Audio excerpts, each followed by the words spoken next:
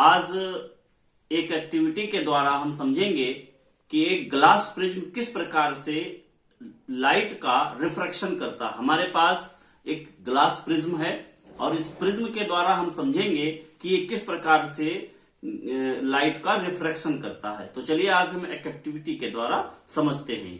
आइए देखते हैं। तो सबसे पहले हमने यहाँ पे एक ग्लास प्रिज्म को रखते हैं और एक ट्रायंगल बना लेते हैं। ये हमें जैसे ग्लास प्रिज्म था, इसको हमने रख के चारों तरफ लाइन बना ली थी। तो अब वहीं पे हम फिर से प्रिज्म को रख देते हैं। अब ये हमने मान लीजिए हमारी लाइट आ रही है, तो इस जो इंसिडेंट रे है यहां पर हम दो पिंस लगा देंगे। इसी इंसिडेंट रे पर हम दो पिंस लगा देंगे सबसे पहले। तो चलिए आइए हम इस पे दो पिंस लगा देते हैं। तो इस प्रकार हमने इन दो पिनों को जो इंसिडेंट रे थी उस पे हमने लगा दिया है। अब इधर से हम देखेंगे कि कहां से हमको ये दोनों पिंस एक सीध में दिख रही हैं, और जहां पे ये दोनों पिंस एक सीध में दिख रही होंगी वहीं पे हम क्या करेंगे, दो पिंस और लगा देंगे। तो चलिए इधर से हम देखते हैं इसको और पिन उनको सीध में लगाते हैं। तो हमने इधर भी दो पिनों को लगा दिया है। ये दोनों पिन इन दोनों पिन के सीध में इधर देखने पे। तो चलिए आइए देखते हैं ये पिन सीध में हैं या नहीं है। तो देखेंगे, इधर से देखेंगे उधर की दो पिन्स दिख रही हैं लेकिन अभी सीध में नहीं दिख रही हैं। तो हम इसको थोड़ा सा आगे बढ़ाएंगे तो देखेंगे ये दोनों पिने उधर पिन्स के जो इमेजेस थी उनको ढक रही हैं। यानी कि इधर देखो हटाते हैं तो हमको चारों पिन्स दिख रही हैं। अब हमने क्या किया, इन आगे बढ़ाते हैं तो देखो चारों पिन्स एक सीध में हमको दिख रही हैं।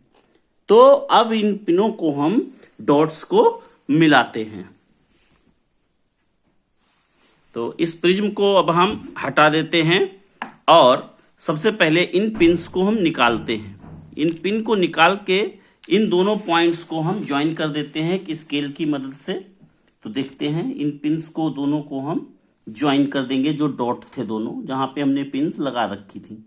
तो ये इस प्रकार हमने मिला दिया है और यहां से रे हमारी निकल रही थी और ये वाली जो हमारी थी ये थी इंसिडेंट रे। ये हमारी क्या थी, ये है हमारी इंसिडेंट रे, यानी कि जो प्रकाश किरण आ रही है। ये हमारी इंसिडेंट रे और ये हमारी जो रे है ये है इमर्जेंट रे, यानी यहां से लाइट हमारी बाहर निकल रही है। अब इन दोनों को हम मिला देते हैं।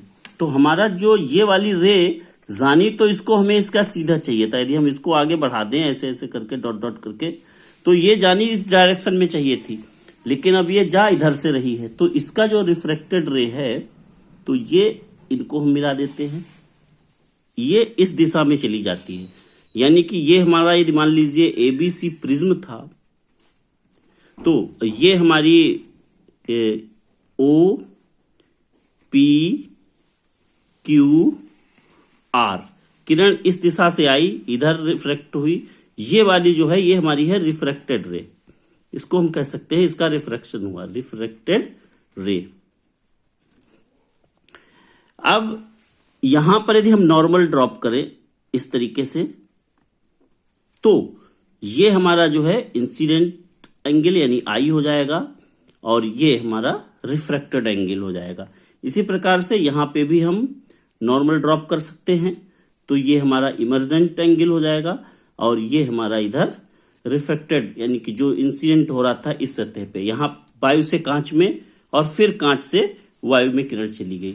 अब हम देखते हैं कितना इसमें डेविएशन हो गया। इसी को यदि हम डॉट डॉट करके पीछे बढ़ाते हैं तो देखेंगे कितना डेविएशन हो गया। ये जे एंगल जो है ये हमको बताता है कि इतना डेविएशन, यानी कि डी से नोट कर सकते हैं इसको। ये हमारा क्या है, angle of deviation, angle of deviation.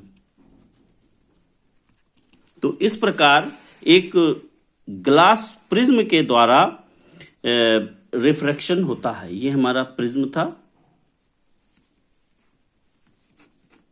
ये इंसिडेंट रे आई और प्रिज्म के अंदर ये रिफ्रैक्ट हुई इस दिशा में, पीक्यू दिशा में, और यहां से क्यू आर दिशा में ये बाहर चली गई। तो देख सकते हैं आप, ये आधार की ओर मुड़ गई, यानी किरण जो है आधार की ओर मुड़ गई है।